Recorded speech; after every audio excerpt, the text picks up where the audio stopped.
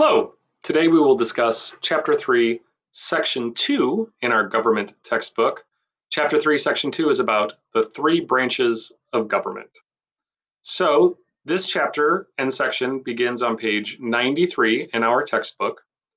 And the main idea of Chapter 3, Section 2 is the Constitution prevents any person or any part of the government from taking too much power.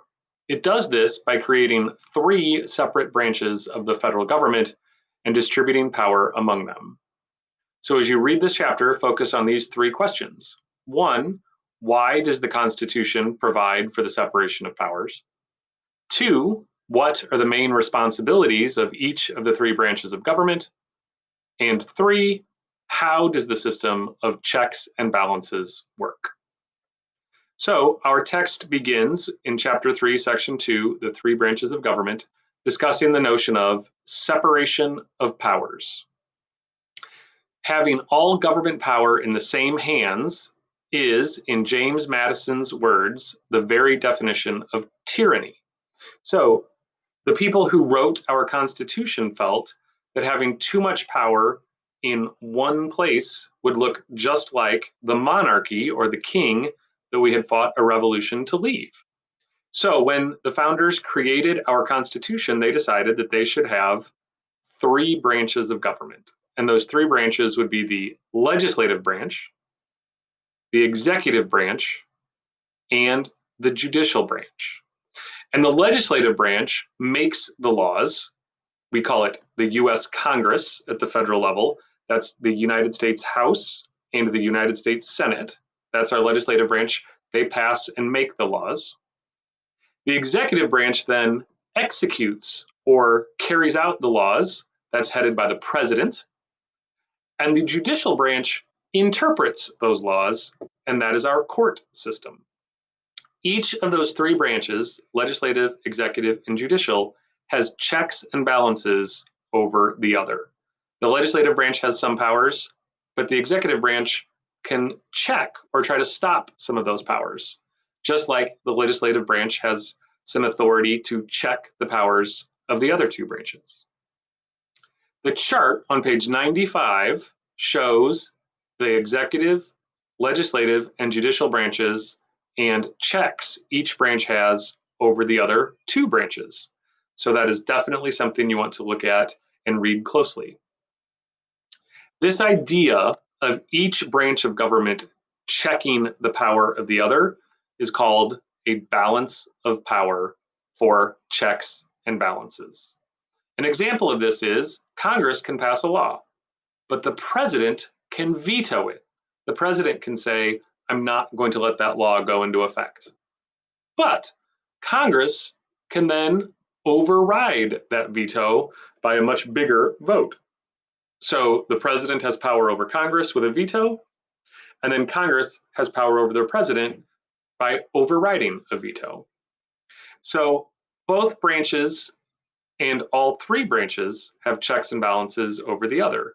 The founders created a constitution that did this very much on purpose, so not any one of those branches could gain too much power over the others.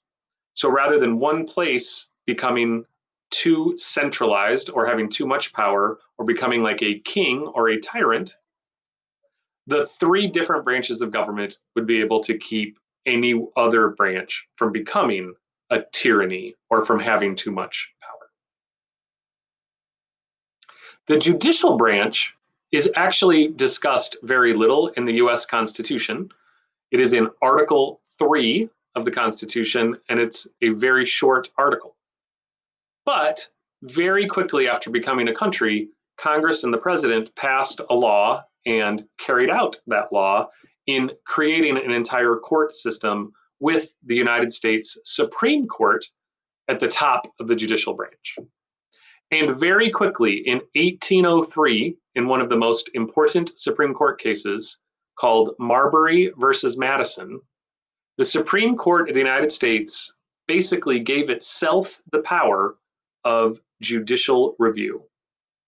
Now, that becomes very complicated, but basically, the Supreme Court now had the authority because of Marbury versus Madison, to rule laws passed by Congress and signed by the president as unconstitutional. That the judicial branch had a very important check on the power of the other branches by, in effect, declaring a law illegal or unconstitutional. But the only way you can be a member of the Supreme Court is to be appointed by the president, and then you have to be confirmed, or there has to be a vote to let you be on the Supreme Court by the United States Senate, which is part of our legislative branch. So the executive branch and the legislative branch have those checks and balances and power over the judicial branch. The judicial branch can then declare laws passed unconstitutional, and the legislative branch could then try to pass a constitutional amendment to change the Supreme Court decision. So it gets very complicated, but the founders, the Constitution, basically wants a complicated system. They want a system where each branch is able to take away power from the other branch, or that they are basically constantly fighting each other for some of that power, because then no one branch will ever have too much power. And that really is the fundamental important part of our three branches of government, why the founders created it that way, and why many other countries have looked to our Constitution as an effective system of government to prevent tyranny or dictatorship from ever happening. That concludes our Chapter 3, Section 2 notes, and we will come back with Chapter 3, Section 3 notes next time. Thank you for your attention.